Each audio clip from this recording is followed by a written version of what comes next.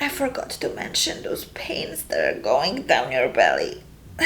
This was one of the worst and hardest weeks so far, so I thought we're gonna have a little face-to-face therapy session because I feel like I may really need it. So let's get ready together and chat a little bit about some of the life updates. You know, one thing I really pride myself on is to be really real with you guys, and I think you can definitely tell that I don't hide whenever I have a worse day or a good day.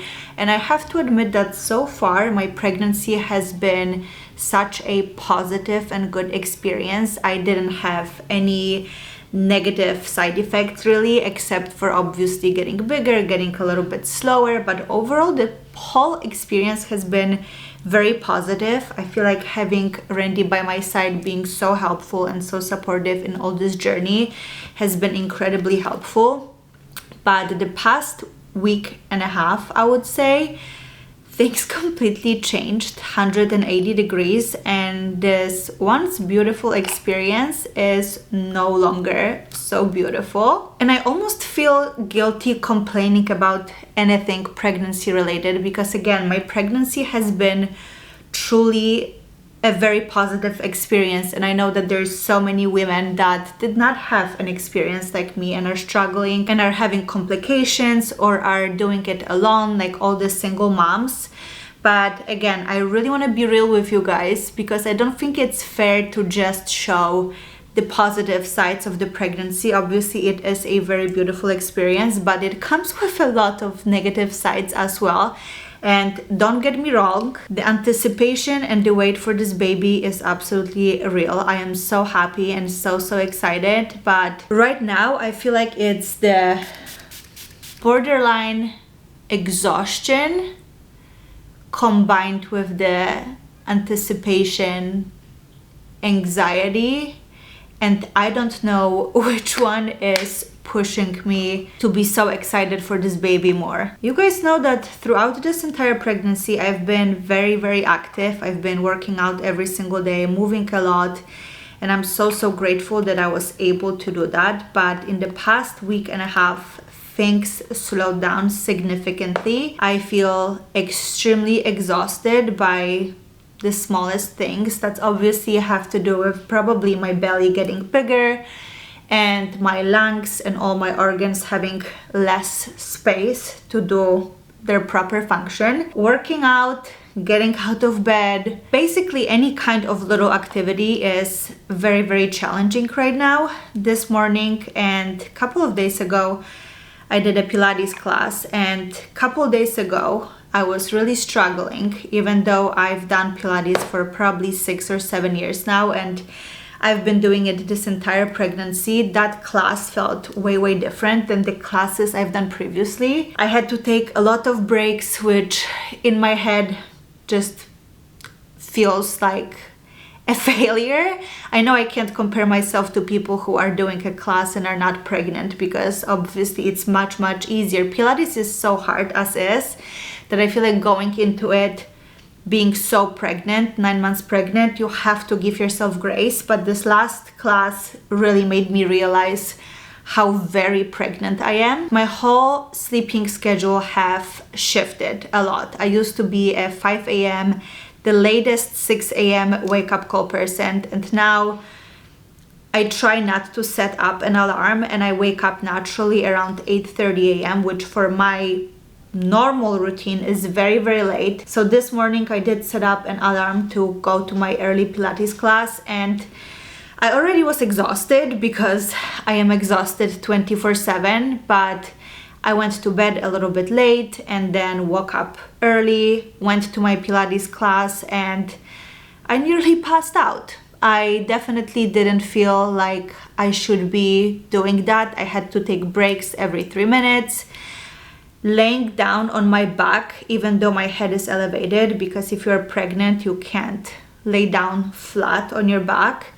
I was elevating my head and my upper body slightly so your heart rate is above the baby's heart rate, and even doing that made me feel very dizzy and nauseous, On top of doing any little movements, nothing was comfortable, and I basically felt like I'm going to pass out in the class, which was a little bit scary, to be completely honest with you guys, because that's not something that I've experienced before. And again, I've been so active throughout my entire pregnancy with Pilates and weights and, you know, just all sorts of workouts and movement, that was very surprising to me. I have decided that unfortunately it was time to say goodbye to my prenatal Pilates and give myself a break with that until after the baby is here, and then resume my regular schedule with going to those workouts. That was an extremely sad moment for me, guys.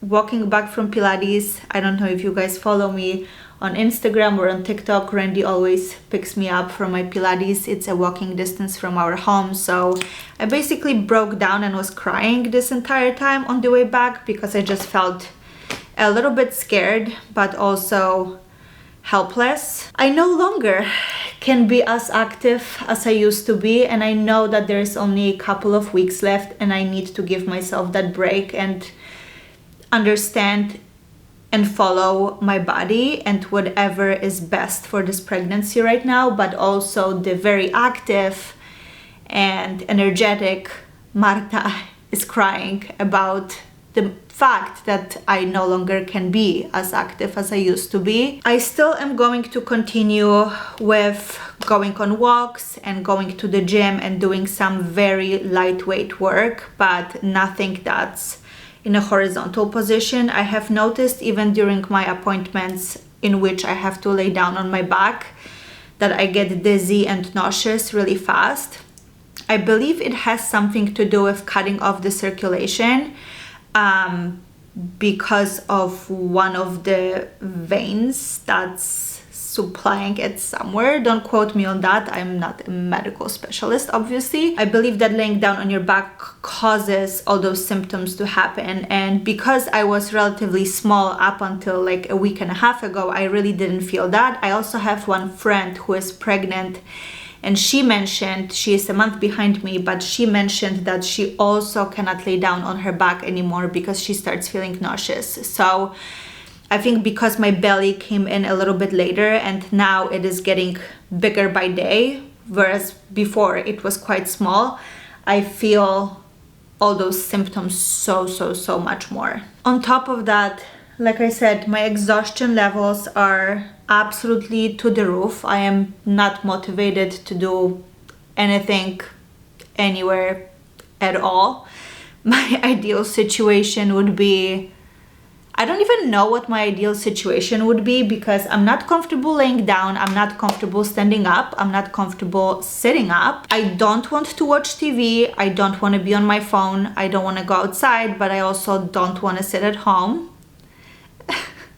I don't want to look at the empty walls. I don't want to read. There's just nothing that would truly make me happy right now with how uncomfortable I am. And I think nobody can truly prepare for that. And I don't want to scare any of you that are pregnant because I feel like every pregnancy is so different. And again, my experience so far has been so insanely positive and so comfortable that those last couple of weeks, I can definitely handle it. But this is not something that I absolutely expected, and it came to me by a huge surprise out of nowhere because it literally shifted from one day to another by 180 degrees. I am also so emotional. I don't cry, you guys. Like, I am not a crybaby unless there is something really tragic happening. I cry maybe every 10 years or so, you know, when our dog died, when we got bad news about baby possibly being too small. You know, if there's like bad news that you get in life, that's the only time that I would truly cry. Right now I cry every single day for absolutely dumb reasons, and in my head they're not dumb. Yesterday I cried because I really love our baby and I want our baby to be here. This morning I cried about not being able to do Pilates anymore, and I'm sure there will be more cry sessions coming in today, because every night I also cry about being extremely uncomfortable when I try to lay down and poor Randy is trying to rearrange all my pillows and tries to make me feel comfortable in some way, but nothing feels comfortable. So I'm sure that there will be more of those crying sessions coming in. I'm also hungry 24/7. You guys, I had zero cravings this whole pregnancy, but this past week and a half, I can eat, and eat. But the problem with it is my stomach gets full extremely fast. So I will have like a regular meal and then I still feel like I want to eat, but I physically can't because my stomach is already full. So this is a very strange feeling. It's very opposite to what I felt at the beginning of my pregnancy, where I felt hungry but nauseous all the time. So that was a very strange combination too. So now it's a little bit different, but it's still very uncomfortable and weird, because I feel like I could have a pizza, ice cream and donuts all in one sitting, but after having 2 bites of pizza, I'm full, but I still want the donuts and the ice cream. To add to all of it, if you guys know, it is a rainy season here in Miami, and we were supposed to have a boat day with some friends on the weekend. And if you know me, if you follow me, you guys know that boat days are my absolute favorite. It's something that brings me so much joy, but unfortunately, we had to cancel it due to a very rainy weather. The problem with the weather, it's hot, it's humid and rainy. So either you get a sunny day that's so steamy hot that you're unable to go outside, or you get a hot, humid day with rain, which also does not let you go outside. So I've been also crying a lot about missing California and the mild climate that California has, because it's a little bit better than what's going on here in the past week or so. I know that we have some good days coming, but we're not able to like really get out of the house for the past week, and I think that's not the best for my mental health either. I've been pretty much just sitting in the same chair, editing, working, and moving from the chair to the bed every single day without really having any time outside. And I think that messes up a lot with my head of just being too much at home. On top of all the amazing pregnancy symptoms and not feeling fantastic, our cat Mitzi, if you guys have seen her on my Instagram or on my TikTok, she is an older cat. We've adopted her around 10 years ago, and they told us that she was probably somewhere between 6 or 9 years old. So she's anywhere between 16 to 19 years old right now. We're not entirely sure because we took her and adopted her. And we're fully aware of all the medical conditions that she has, which is a lot. I want to spare you because it's gonna take me like 40 minutes to list them all, and we're fully aware, but she's still a very happy kitty. She loves to cuddle with us, she eats a lot, we're not ready to say goodbye to her, because despite of all the medical issues that she has, she's still very full of life. And if you know, we lost 2 animals last year due to cancer, basically a month and a half apart, which was extremely sad and very traumatic for us. That was one of the reasons that we decided to move from California, because the house that we lived in is the house where we lost 2 of our animals, and it was extremely difficult to kind of be in the house that reminded us of so much pain and, you know, disease that our sweet animals had. So yesterday, while changing Mitzi's diaper, she no longer uses the litter box. She basically forgot how to pee in the litter box. So we are using diapers. While I was changing her diaper yesterday morning, I found a ball that was right next to her booty, which is obviously a red flag. So we decided to bring her in to the vet yesterday, and I am definitely not a fan of going to the vet, because it reminds me of everything that we went through last year, and our dog Leon passed in the house. We had to put him to sleep after he struggled for a year and a half with cancer. But with our cat, we brought him to the vet thinking he has some sort of respiratory infection because he stopped eating and was wheezing a little bit. And the doctor basically told us in the office that no, this is a very aggressive cancer and you can't take him home. So we brought him to the vet, and we went to the 3 of us, and we came back, the 2 of us. So that was basically our last vet visit.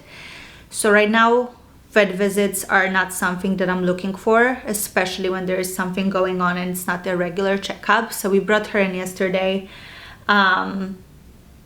The doctor checked her, and thankfully it was just an overflown gland, which was easily fixed in the office. But of course the doctor saw that she has a lot of medical issues as well. They were trying to, of course, do all the blood work and all kinds of crazy stuff, like the vets and the doctors in United States do try to charge us $500 for the visit with all the tests and stuff. But I did refuse to do the blood work and all the extra stuff, just because we are aware that she's sick, and stressing her out and bringing her to the vet like they wanted to every 2 weeks to check her vitals and all of that is just not something that we're gonna do to her at this age.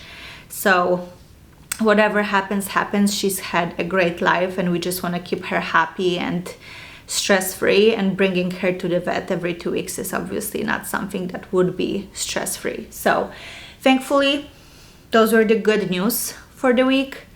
And she's here with us still, thank God, because I don't know what would be worse, saying goodbye to her while I'm 9 months pregnant and about to have a baby, or while baby is here. I'm assuming that while baby is here, I will be a little bit more preoccupied. And right now, with my emotions and my mood and the crazy hormones that cause me to cry every single day, saying goodbye to my cat would be probably like a nail to the coffin. So thank God that all of that is behind us and she's fine. You know, the one thing I'm really not scared of is giving birth. And I feel like with being so close to my due date, that should be something that's terrifying. But I think because it's such an unknown territory, I just don't know what to expect. And I know that it's going to be painful, and I know it's going to be a lot. I think because it's so unknown, I'm not even worried about it or scared of it. I'm also not really scared about baby being here and the whole postpartum journey. I feel like me and Randy, through the past 10 years, proved to ourselves that we truly can figure out everything and solve any issues that come our way. And I think having him by my side and knowing that I have this support and help even throughout the pregnancy, but now with the baby being here, I'm just not worried, because I know that it is, you know, even though there's a lot of things that are obviously on me, like the whole pregnancy being on me, carrying the baby, dealing with all those symptoms, physical and mental, and then, you know, giving birth to a baby and then breastfeeding and doing all the things that moms have to do. Having a supportive partner who takes off so much weight off your plate, like, I have not done dishes, for example, this whole pregnancy, basically. I didn't really clean during this pregnancy.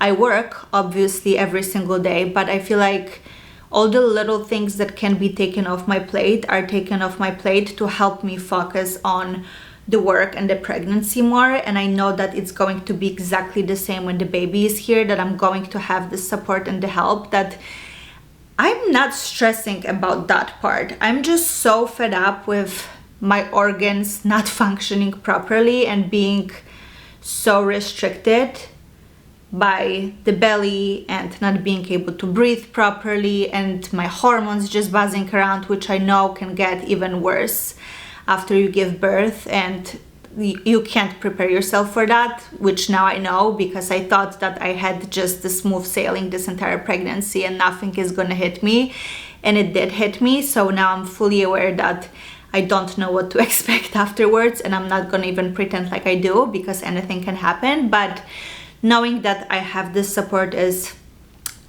really nice and really calming. So I'm just ready to pop this baby out. I'm ready to get my body back in the way, like my organs, my lungs, my stomach, like the inside of my stomach, and just kind of feel like myself, because this past week has been, I just feel like I'm living somebody else's life. I never lay in bed. I never sleep in. I never don't want to work. I never don't want to do things. Like, this is just not who I am when I'm not pregnant. So this is a whole new territory for me that is quite shocking, because again, it came out of nowhere. But we are at the end of it. In 2 days, I will be 37 weeks. And at 37 weeks, you can start doing things that, or I got cleared by the doctor to start doing things that can potentially help bring you closer to labor.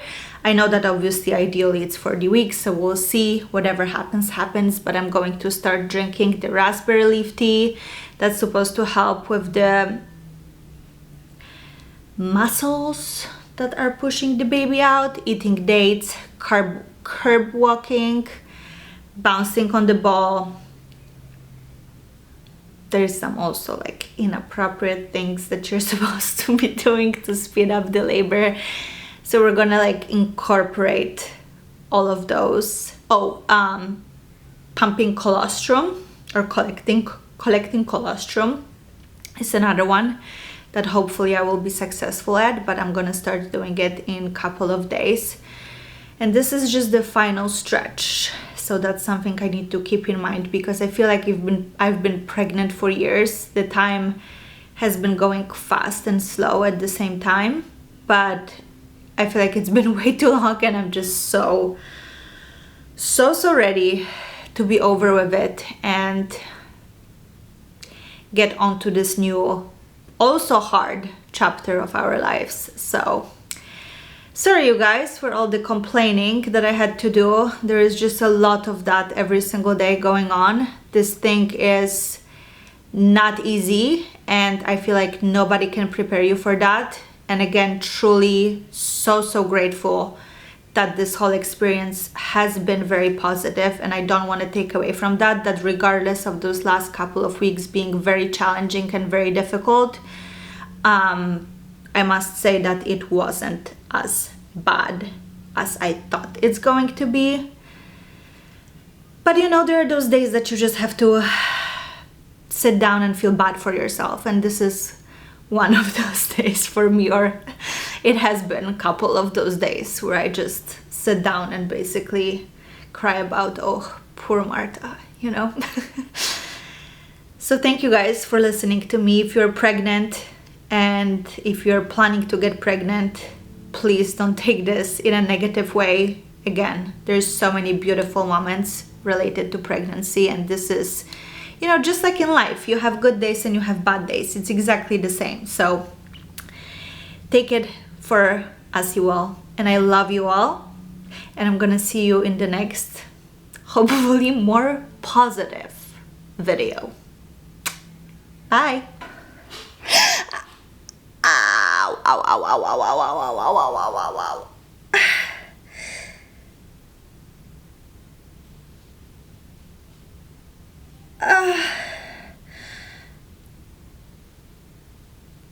I forgot to mention those pains that are going down your belly.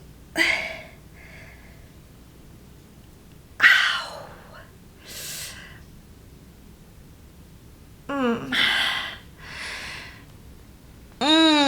Ow.